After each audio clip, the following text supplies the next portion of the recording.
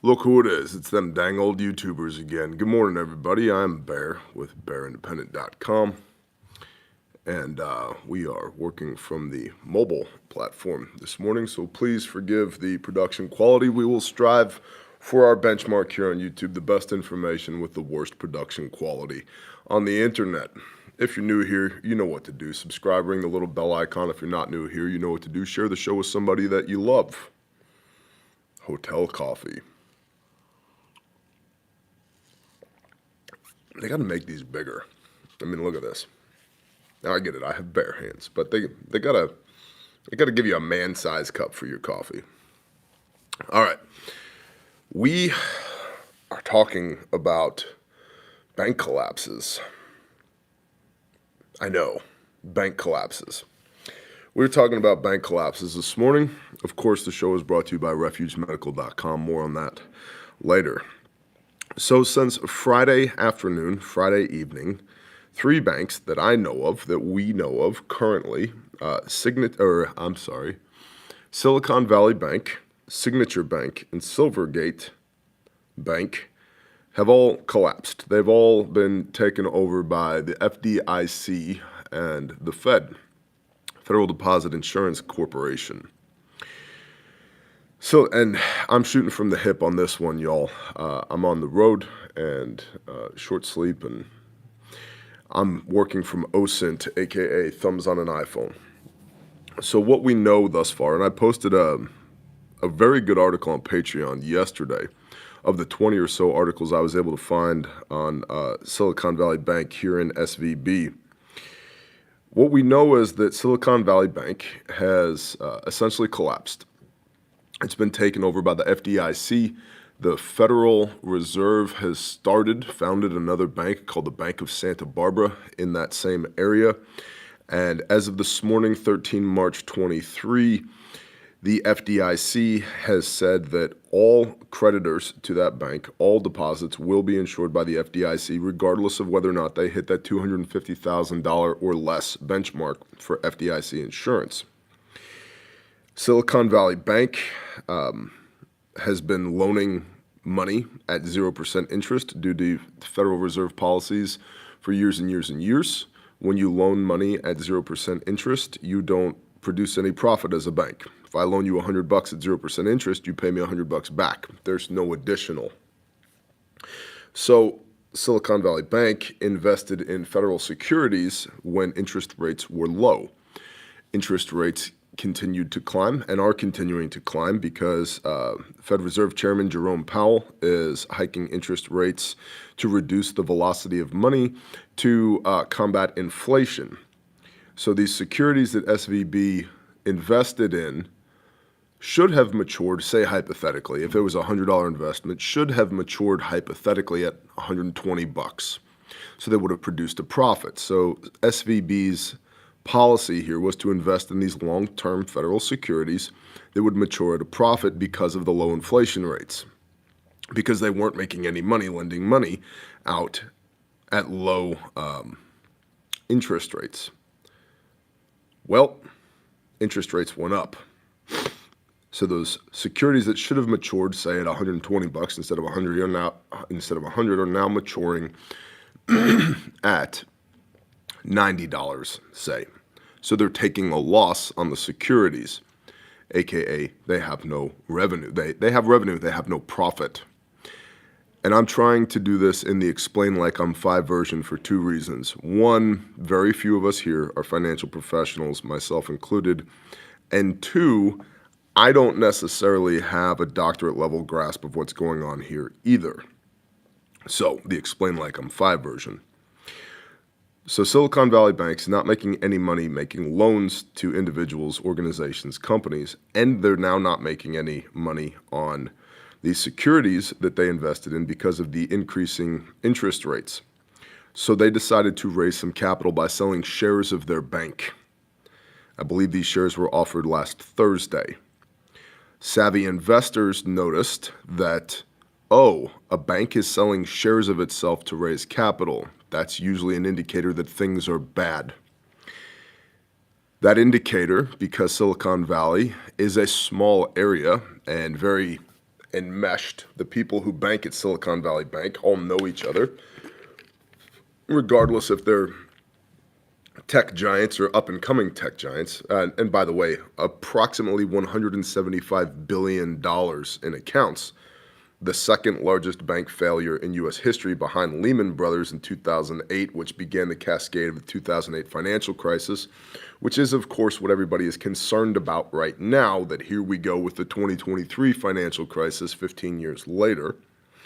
And brief rabbit hole, I would submit that we're probably dealing with the sins of the past in a very large way now, all around, but especially in the banking industry and finance. Silicon Valley Bank goes to sell shares of itself, and savvy investors notice that a bank is selling shares of itself to raise capital. Something must be wrong. So these savvy investors start pulling their money out of Silicon Valley Bank. And like all banks, Silicon Valley Bank has far less money in stock, physical, tangible money in stock, than they actually have on the books. So as more and more people caught on to what was happening, more and more people started pulling their money out of the bank, and Silicon Valley Bank didn't have the money on hand to make whole all of its creditors, all the people who had money deposited in the bank. So federal regulators, federal regulators should have been involved before this point, at least based upon the 20 plus articles I've read, should have stopped this before it started, but they didn't. So on Friday evening, news cycle, everybody's getting off work, they're going home, they're thinking about the baseball game, they're thinking about Shabbat, they're thinking about church on Sunday morning, they're thinking about their trip to Home Depot to buy the 2x4s or whatever to build the raised beds in the backyard. They're not thinking about bank and finance.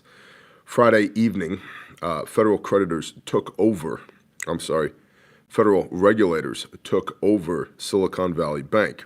And the FDIC, again, has said, regardless of the amount of money that one had in Silicon Valley Bank, the FDIC will guarantee all deposits, all $175 billion that are in that bank.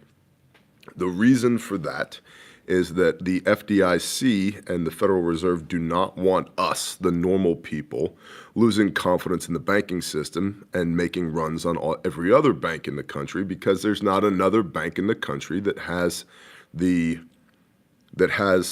enough money in the bank for everybody to go pull their money out at the same time.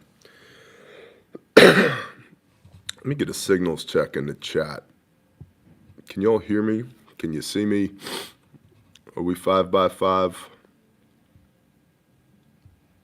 I had the comments turned off for a minute because in this mode, the comments cover the screen, and it's very hard. 5x5. Thank you, PA. Thank you, Palmetto, Hypno, everybody else. All right. So continuing.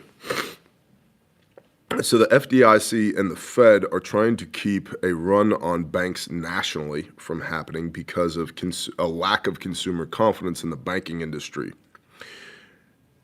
So SVB, Silicon Valley Bank, is now property asterisk of the federal government, FDIC, and the Bank of Santa Barbara will be taking over all of the accounts of SVB as of this morning, and all of the companies and creditors who had money in SVB will have access to those funds this morning. The reason for this is to maintain liquidity, because SVB was the bank for a lot of Silicon Valley companies, And the cascading effects of people not having access to their money means not just that payroll doesn't go through or that operating expenses aren't paid, which are big deals for the company itself, but also that commerce across the board in the United States and abroad would be hindered greatly. So, Silicon Valley Bank is now insolvent. Silicon Valley Bank representing the second largest bank failure in the history of the United States of America, one of three banks that have failed. Signature Bank was another bank that failed last week, and Signature Bank, as I understand it, was tied directly to cryptocurrency transactions. And that's probably an indicator for the viability of crypto. I get asked, and again, not an expert on this, but I get asked all the time, Bear, what do you think about crypto? Should I invest in crypto? And thank you, Hypno. I appreciate you. Coffee on me. Bless you, brother. I get asked all the time, Bear, what do you think about crypto? And my position has always been knowing that I'm kind of a moron when it comes to crypto. I prefer investments that I can touch. I prefer investments that I can touch because in my mind, again, I'm not saying I'm right. Well, it's on the blockchain, Bear. They can't delete it. They can do a lot of things that we don't know about. I've personally witnessed technology being employed by the United States government and Department of Defense that's 20 to 30 years ahead of what the civilian market has. Yeah. And that was a year or two ago. What do they have now? I have no idea. So the idea that it can't just be deleted, I don't know about that. I don't know about that. So I like things that I can touch. If I'm going to invest in something, I'd rather it not be ones and zeros. I like tangible assets, especially from a preparedness mindset. So if we're talking about bank collapse here, the potential rippling effects of this across the United States economy, in my mind, this goes back to basic prepper stuff. Now, again, the reason the Fed got involved as quickly as they did when Silicon Valley Bank started circling the drain is because they want to maintain consumer confidence in the American banking system. Now, interestingly, they did not get involved until SVB was circling the drain. They should have been, at least according to all the articles and research I've done thus far, they should have been involved beforehand. There should have been checks and balances in place to keep this from happening in the first place, but those don't seem to have happened. Surprise, surprise, the Fed was asleep at the wheel again. Is it possible that there are rippling effects out from this affecting your local bank, other national banks? Yes, it's possible. Some have surmised that the Fed is, thank you, Cheney McDonald, I appreciate you. Some have surmised that the Fed is going to allow some of these banks that are not being appropriately run to fail, to essentially cull the fat from the American banking system. If that happens, obviously, it's something we're going to talk about, we'll be paying attention to, and I intend to do more on this in a brief later in the week, a little bit of a deeper dive, because right now we're just skimming the wave tops. But it's been surmised that the Federal Reserve and the FDIC could and may allow some of these weaker banks to fail simply to cull the fat, to trim the fat from the system. That, of course, if that happens, as more bank failures continue to occur, is not going to do a lot for consumer confidence. It's not going to do a lot for my personal confidence in the American banking system, which goes back to basic prepper stuff. Tangible assets. I am not telling you to go into debt. I'm not telling you to max out your credit cards. But I am telling you, if you have money in the bank and it's just burning a hole there, you might consider purchasing things that you need from a preparedness standpoint, because my basic summation has always been, I'd rather have the stuff that I can touch than have the money in the bank. Now, I'll be the first one to tell you, I've always been good at earning, but I've been piss poor at saving throughout my entire life. That being said, I physically own everything that I need and most of what I want by the blessings of our Creator and by the work of my hands and the sweat of my brow. I've been able to check all those boxes. And so if you find yourself in a position where you're worried about a bank collapse, but you've also got some money burning a hole in the bank, today might be a great day for a trip to Costco or Sam's Club and get one of those big flat carts and fill it up with rice and beans and canned chicken and spices and cooking oil and consumable goods, and time for some more wool blankets, time for some more tourniquets, time for some more ammunition, etc., etc., etc. Water treatment, water filtration. Get that bug out kit put together that you've been thinking about doing. I'm not generally a fan of spending your way out of a problem. It's a very American Western way of dealing with a problem. Buy shit and check the box. That being said, a key foundational cornerstone of preparedness is having material supplies of the things that you're going to need, the things that you're going to consume. I think basic categories here: food, water, shelter, security, intel, commo, transpo, basic things like that. This could be as simple as, the car needs a wheel hub. Today's a great day to pull some money out of the bank and fix the car, right?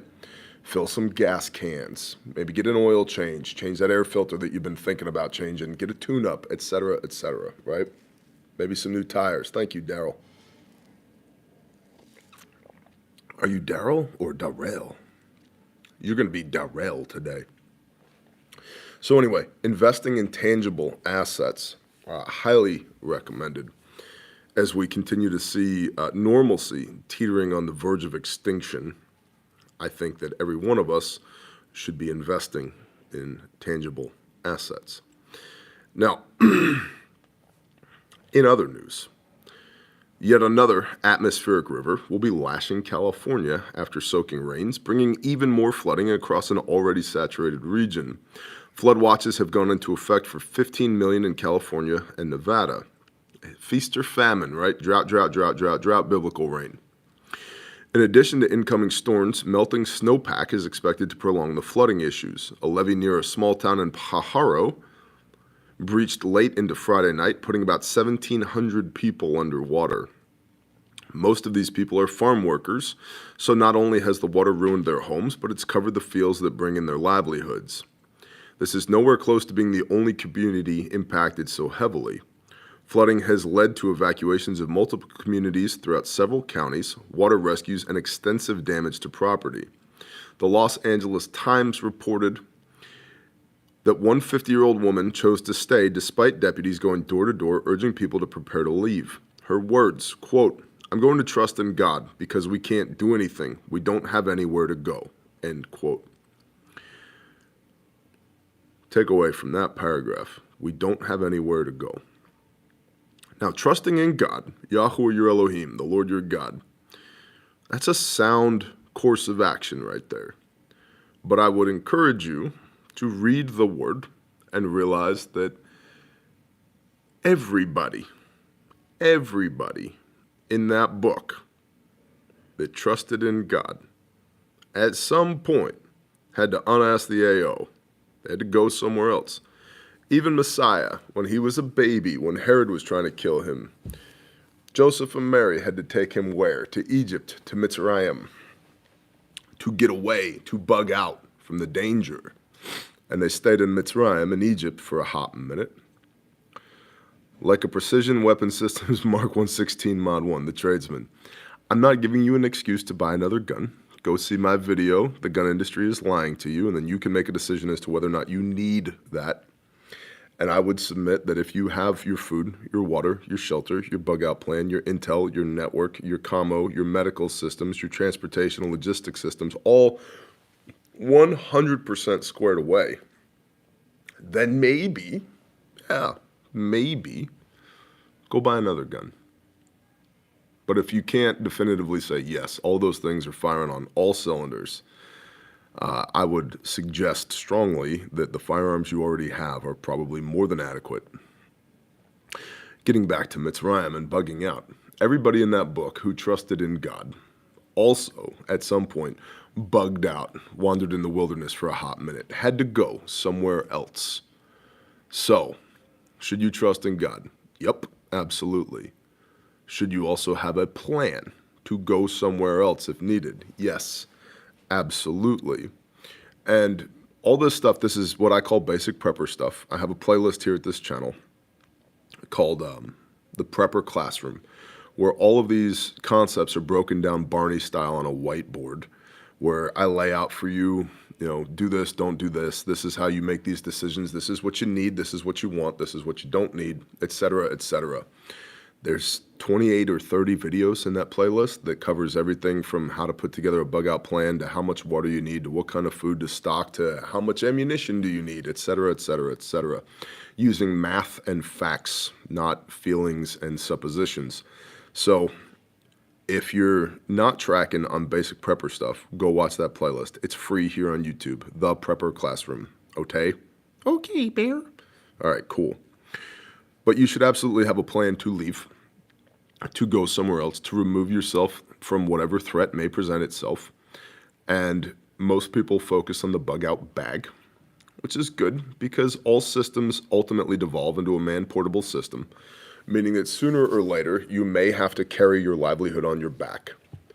But I'd much prefer to drive there if I could, which means having threat indicators as well, that when I see 5 of these 7 things checked off on the list,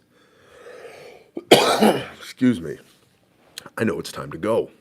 And I'm going to leave before the problem occurs, not when or after the problem occurs. So you should have a bug out bag, but you should have a bug out plan, because the bug out plan includes the bug out location where I'm going, and the location and how we're getting there determines the bug out kit. All the things I want to take, and part of that bug out kit is the bug out bag, that if the vehicle breaks down or the roads are impassable or I run out of gas or whatever, then ultimately all systems degrade into man-portable systems. I can throw this rucksack on my back and I can hoof it. And by the way, if you've ever tried to bug out with a toddler, I have. I've run that drill several times. It's not an expedient experience. Doesn't matter how good you are at rucking, and I'm pretty damn good at rucking.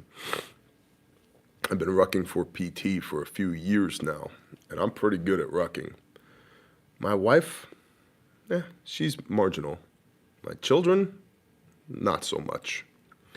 So if you can go, you ruck to the SF standard, you can do 12 miles in 4 hours. Good for you, 15-minute mile with a rucksack on your back.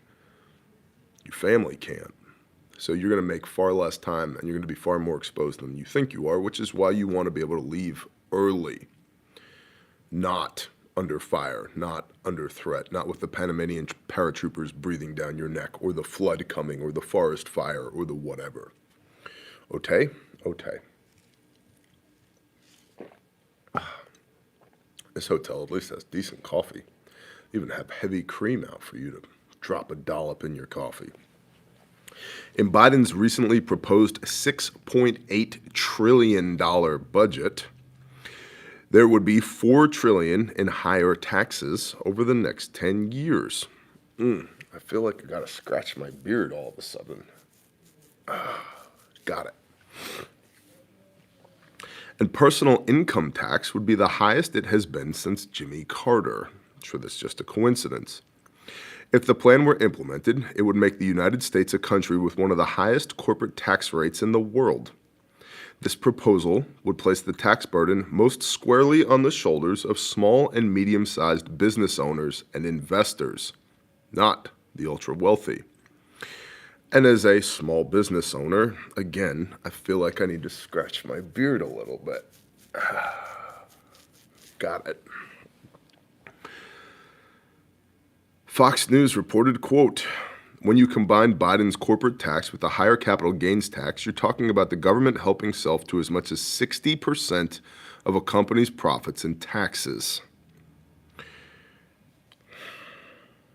10%. 10% is adequate to run the kingdom of God.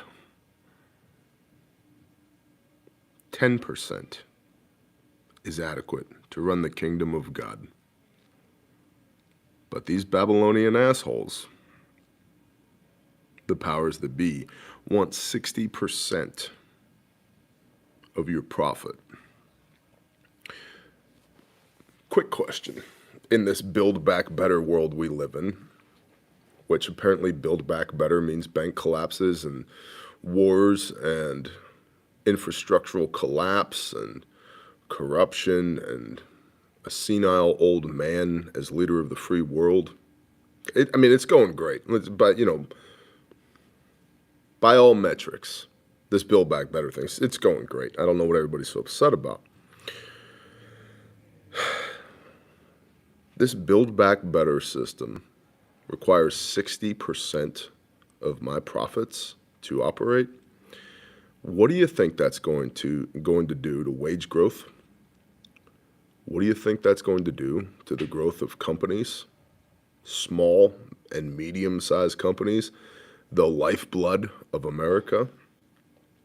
Do you think I'm going to be able to hire more people and expand my business and provide new goods and services if 60% of my profit is going to the government instead of being plowed back into the business? Or instead of, I don't know, paying people at the company a living wage? Or, God forbid, paying myself because a workman is worth their hire? No. 10% is adequate to run the kingdom of God. But this Babylonian system that is not of the Most High requires now 60% of your income. Negative. I want to go on a pissed off rant, but it won't fix anything. Once that's added to the proposed taxes on stock buybacks and a Medicare tax on business income, that equates to about 2/3 of business profits going towards taxes. Now, here's the other thing to understand. As one generates more and more revenue and they realize more and more profit, they hire more and more CPAs, certified public accountants. And those CPAs get paid to do two things. One, to keep you out of prison by paying your taxes, and two, to determine the best tax avoidance strategy possible for you and your company and your entities. So it's part of why, why are the rich so rich? Why do they have so much money? Because little dudes and little chicks are paying 2/3 of their profit to the government, whereas larger companies can and do afford the best CPAs on the planet to find every tax avoidance strategy known to man. That tax code is like 66,000 pages. And 1,000 pages or so of it, at least this is how it was described to me, explained like I'm 5, by my CPAs, 1,000 pages of it is the stuff that you have to do so you don't end up in an orange jumpsuit property of the state. 65,000 pages of it is how you get out of doing that first 1,000 pages of it. So the rich do pay 10% taxes because they know every trick in the book, because they hire people smarter than them to manage their money. Everybody else, the mom and pop tire shop or the flower shop or the small gym or the plumber, the carpenter, the electrician, the butcher, the baker, the candlestick maker, they're just getting by. When they see their CPA, it's once a year to spend $300 to file their annual taxes. And now when they do that, whatever they showed in profit, let's say they made $100,000 in profit that year. Praise Yah. Good news. $66,000 of that is going to the federal government to support this ridiculous Babylonian Build Back Better regime. And you get to realize net profit of $34,000. Why don't I just go flip burgers at Burger King? See, because that's what's going to go through people's heads. Yet again, another attack on the mom and pop, the small businesses of the world, by the Democrats. And make no mistake, the Republicans aren't any better. They're on the same team. They just wear a slightly different uniform. And neither of them care enough about you to actually do anything in your favor. They work for them first. We do not have a representative republic anymore. To which folks, often ask me, well, Bear, what are we going to do about it? Stay tuned. Next Sunday, I have a video that will be dropping called The Militia versus the Government. Stay tuned for that. I think it's going to piss a lot of people off. But where do we go from there? What do we do? Well, the way I deal with this, honestly, and the reason this channel is called Bear Independent, is my goal is to be as independent from this broken, fragile, Babylonian bullshit system as possible. Yup, I'm going to pay a CPA a few $1,000s so that I don't have to pay the federal government $66,000. I'm going to grow my own food. I'm going to raise my own children, provide my own security, provide my own medical, provide my own fill in the blank, my own intel, my own commo, my own shelter, my own water. Hell, we plow our own roads. We fix our own roads. The county shows up about once every 6 months, takes a look around and goes, not that bad. Turns around and leaves again. And it's not that bad because we fix it.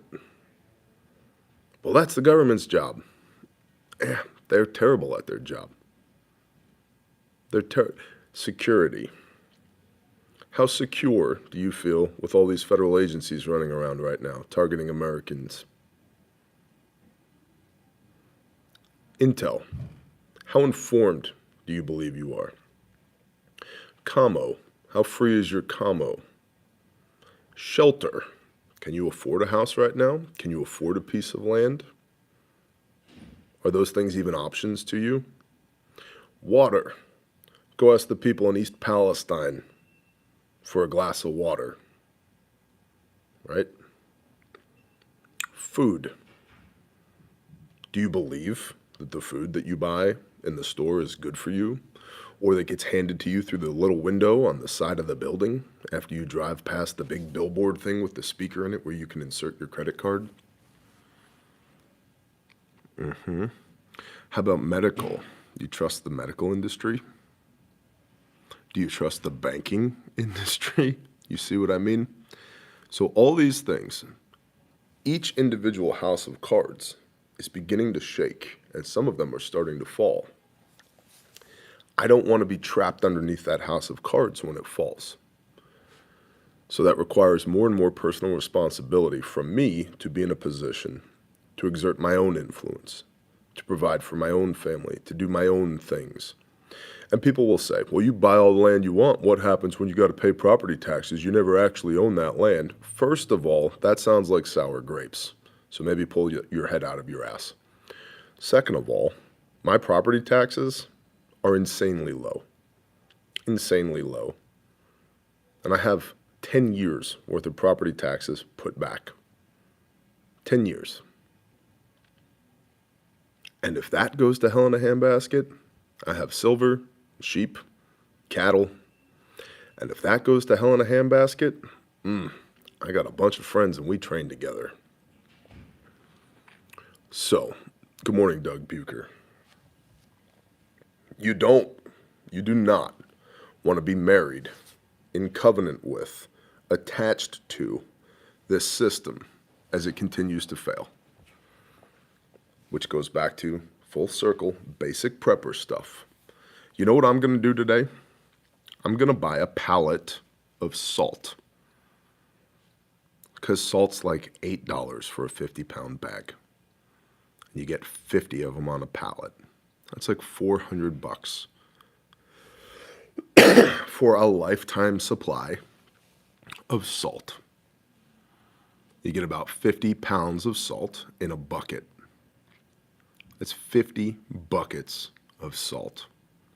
Will I ever use that much? I have no idea. Probably not, but I'll have it for $400. Seems like a pretty good investment to me for a lifetime of salt, when that stuff could become, probably will become at some point, unobtainium.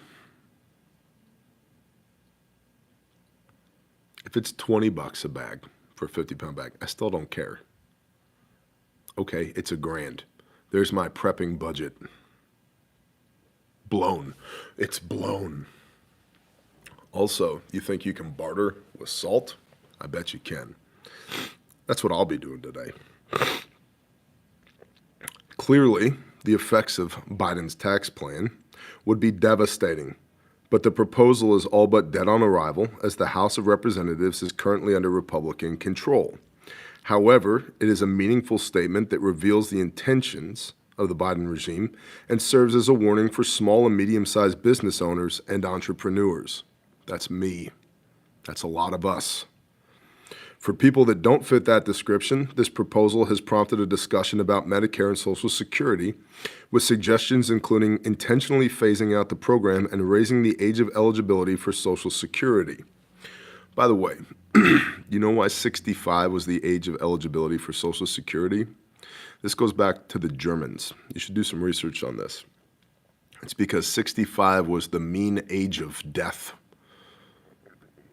So if you lived past the average age of death, sure, we're happy to give you a stipend each month. But it wasn't a whole bunch of people living past the average age of death. What's up, SOE? Shalom, bro. Did Bear just say buy $1,000 worth of salt? Roger that. Bear did. By the way, looking forward to seeing you at Self-Reliance Festival, brother. Did a post on Patreon about that the other day, a couple days ago. Or was that yesterday? Might have been yesterday morning. If you're anywhere near Camden, Tennessee, you should go to the Self-Reliance Festival. And this is not a shameless plug. I don't have an affiliate link. I don't even get paid to go there. I don't want to get paid to go there. Will I be speaking? Yes. Is Mike Shelby from Forward Observer speaking on how to do an area study? Yes. Is Dr. Ken Berry speaking about how to not freaking die by putting bullshit food in your face? Yes. Are there dozens of other speakers and presenters? Yes. Are tickets less than $100? Yes. Are John and Amanda from SOE Tactical awesome? Yes. Are the people from Tactical Response probably going to come and hang out? Yes. But more than all of that, it is an incredible opportunity to network with people, to build your network, to meet people, date each other, fall in love, and increase your survivability rate as this house of cards continues to tumble down. Check it out. Self-Reliance Festival, Camden, Tennessee. It's coming up in like 2 weeks. Yes, I'll be there. That's not why you should go. You should go because it's an opportunity to meet other people who are like-minded that you can forge relationships with to get independent of this broken, fragile system. Social Security. 65 was the age of eligibility because that's when people died. Well, that's not the case anymore.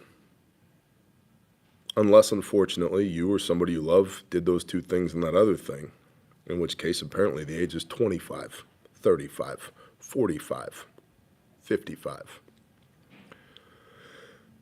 So honestly, given the spirit of what Social Security was founded to do, it makes a lot of sense to increase the age of eligibility to whatever the average age of death is now. That's why Social Security has become such a burden on the revenue stream of the United States of America because people don't die at 65 on average anymore. We live a lot longer than that, like 80, 85. Well, that's 15, 20 years of economic burden on the current taxpayer. And I realize a lot of people within the sound of my voice right now are on Social Security or are coming up on Social Security eligibility and don't like the idea of raising the eligibility. I don't, to be fair, that's fine. That's the agreement that you made. The agreement that I made was I'm going to work my whole damn life and never see a dime of that money. And it will be taken from my paycheck, whether I want it to be or not. And I'll never see a dime of that money. Never. I will never see a dime of that money. That's theft. Thou shalt not steal. So I'm no fan of Social Security because I've paid in a lot of money to Social Security and I'll never get a penny of it back because it'll be broke by the time I'm old enough to be eligible for it. So guess what that means? Personal responsibility. I have my own savings and retirement accounts. Are they robust? No, but they're something. They exist. And the more gray I get in my beard, the more money I throw in those accounts.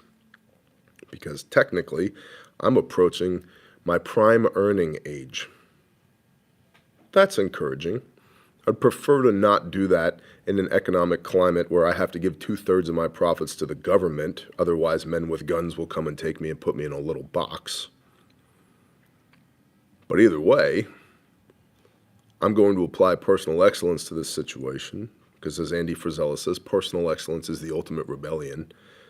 I'm going to earn as much as I can. I'm going to contribute as much as I can. I'm going to solve as many problems as I can so that I can get as much revenue as I can, so I can throw some of that into a bank account that when Social Security fails, I don't fail with it. Just another facet of the Babylonian system that is falling apart. Robert Reich of The Guardian wrote, quote, "Here's the dirty little secret. Neither of these two theatrical productions, neither the Republicans' refusal to raise the debt ceiling, nor Biden's big tax hike on the super rich, which it's not on the super rich, it's on us, will ever happen. They're both fantasies." End quote. That is the brief for today. If you're one of those fine Americans that jumps off when it's time to talk about how to support the show, this is your polite invitation to beat feet, skedaddle, get out of here, have a blessed day. Shalom. For everybody else, we're going to talk about how to support the show. On Patreon this morning, I posted a video having to do with MAGs, mutual assistance groups, and one-upsmanship. How do you build a team full of go-getters that work together, not against one another? That video is up on Patreon this morning. The way Patreon works is there's a minimum of 20 exclusive pieces of content per month, and a minimum of 12 of those pieces of content are questions that you ask to bear, to which I answer in video format for you and for the entirety of the group. It functions like a preparedness consultancy. And so not only do you get my opinion on the matter, you also get all the awesome commentary from everybody else in the Bear Nation in the comments below the video. And so we have very fruitful, productive conversations on Patreon, and it's $5 per month. You should probably sign up before your bank fails. Just throwing that out there. There's a wealth of information, and all of the most important conversations that we have on Patreon. As always, all these links are in the description of every video and live stream. Now, Refuge Medical. As you may have noticed, I have a Refuge shirt on because it's the shirt that was at the top of my rucksack when I woke up this morning. And as you may be aware, I'm the founder and CEO of RefugeMedical.com. I founded Refuge in my barn just under 4 years ago. I worked an hour a month to produce first aid kits for a handful of people because I couldn't find first aid kits that would work for me. And so I made my own. Spent $1,000 of my own money to prototype 6 first aid kits. All the same pattern, I just needed 6. And what I realized was, 6, it's a good number, but how many systems can one man have? So I had a couple left over. So I sent some to some Army SF buddies and to some Air Force PJs. Got some really good feedback. And I got a request for an order, which I was not expecting. So I made some more first aid kits, and then some more, and then some more, and then some more. And I tell you this, A, because I want you to understand our ethos and where we come from, and B, because even as this house of cards tumbles down, if you have any entrepreneurial aspirations, I do not want you to feel like you get kicked in the teeth every day and that it's not worth doing. We're now on 4 continents with all branches of the U.S. Armed Forces electively, thousands of law enforcement officers. Our kits have saved 67 lives to date that we know of. 67 people got to go home to their families, hug their kids one more time, kiss their wife, sleep in their own bed because we showed up to work. We take that super seriously. Is it hard? Yeah. But life is hard anyway. Life is going to be hard whether you choose to actively engage or not. So if there's something you need to do, do it. If you have a gifting or a talent or a delight that you need to share with the world, do it. The timing will never be perfect. There will never be the perfect economic climate for you. It won't happen.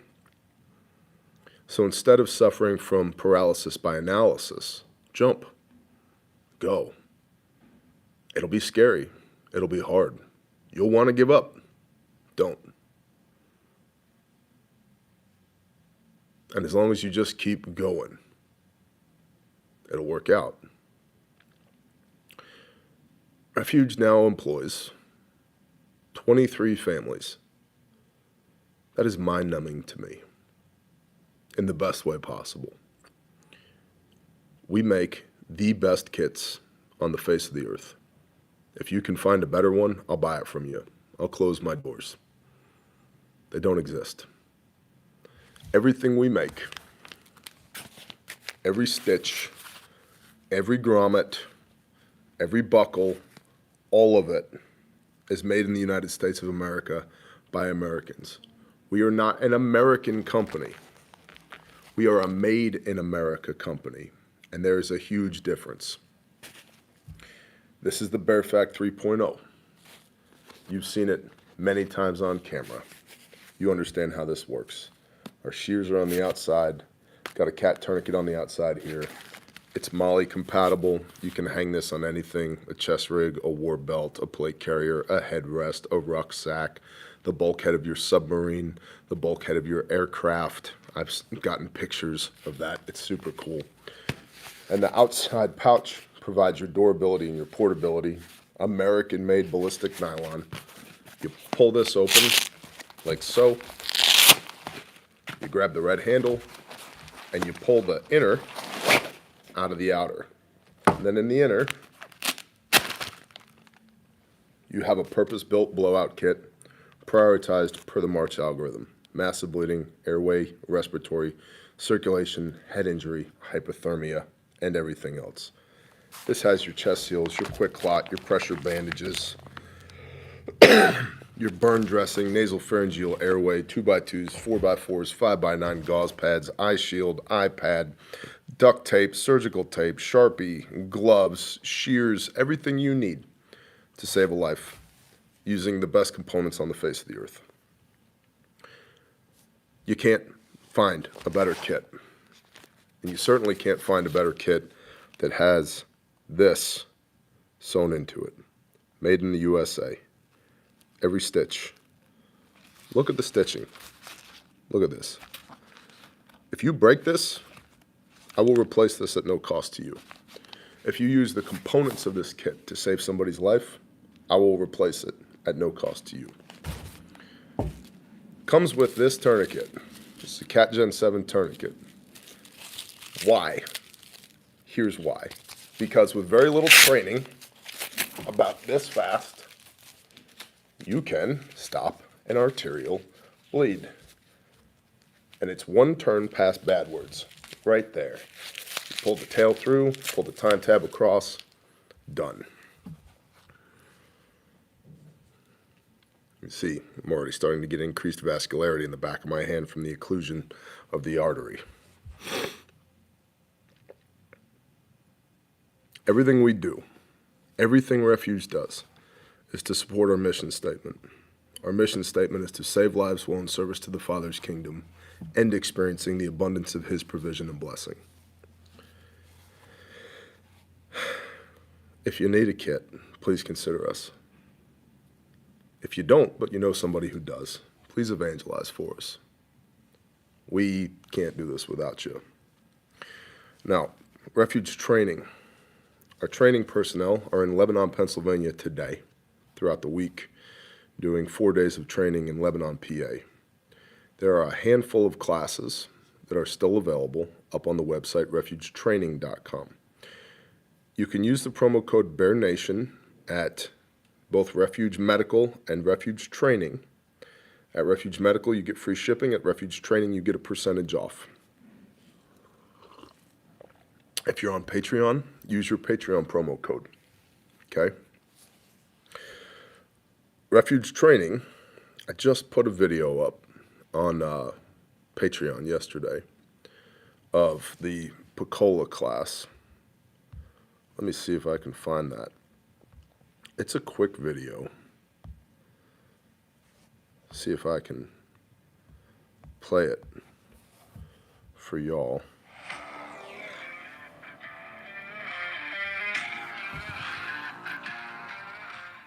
I expect a lot of training that we're going to need in the future.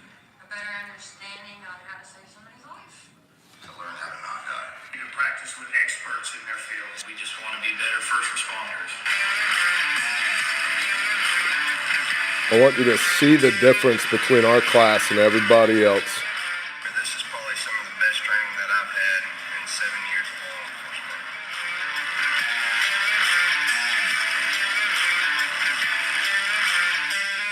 I realized how many areas I'm weak in, and now I recognize like how many areas I don't even know I'm weak in.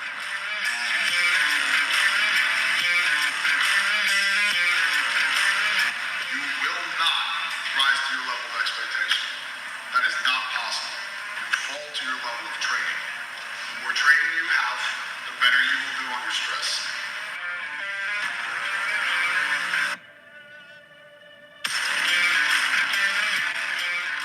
There might be a block of instruction in this that is completely irrelevant. A year from now, I need you to know that.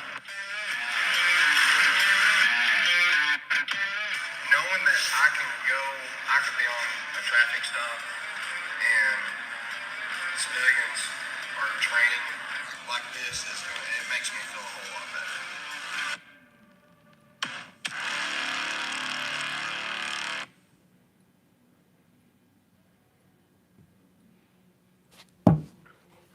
So,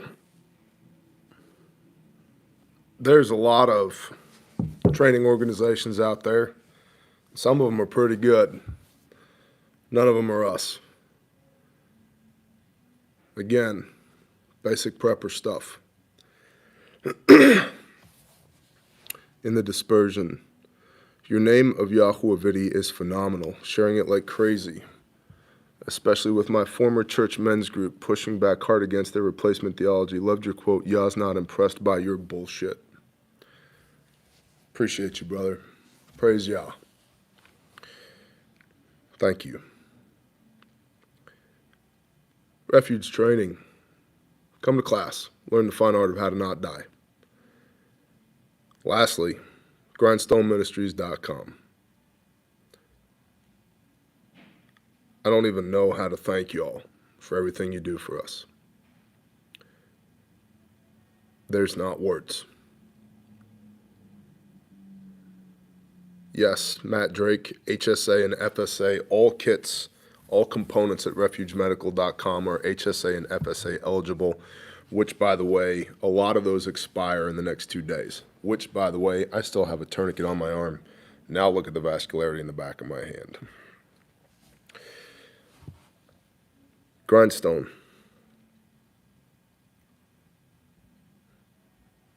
Every time a hurricane or a tornado hits and we need help so we can go help other people, y'all are there.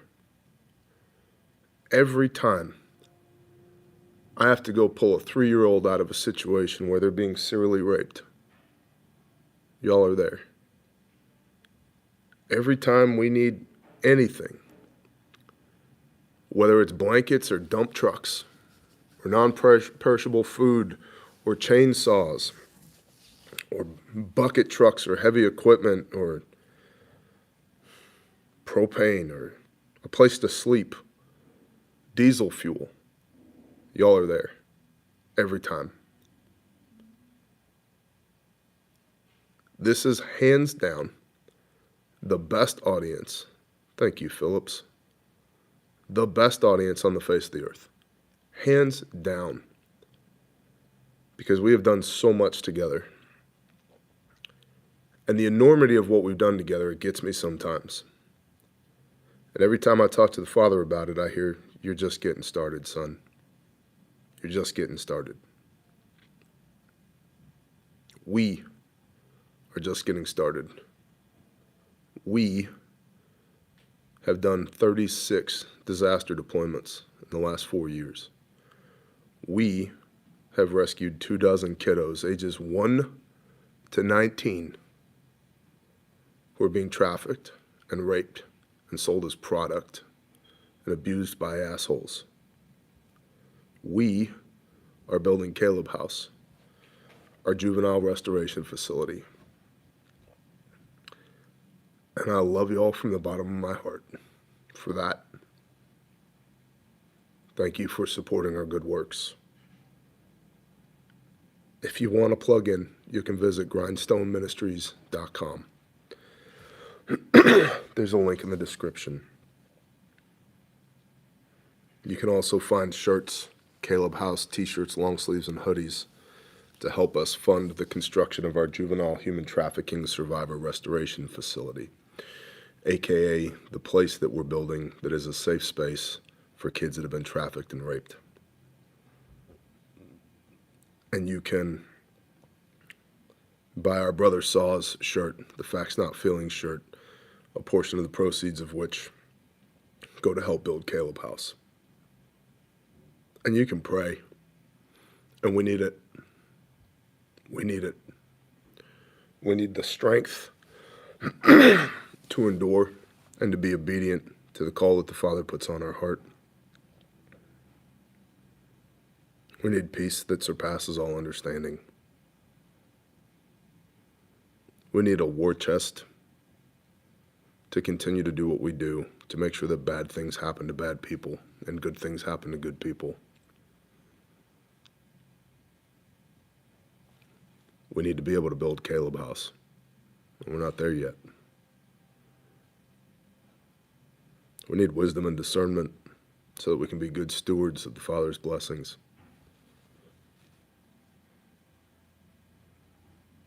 And we need to continue to walk in His will, whatever it might be, as scary as it is. That's the brief for today. I appreciate y'all, every one of you. I hope you have an awesome day. Bless y'all. Shalom.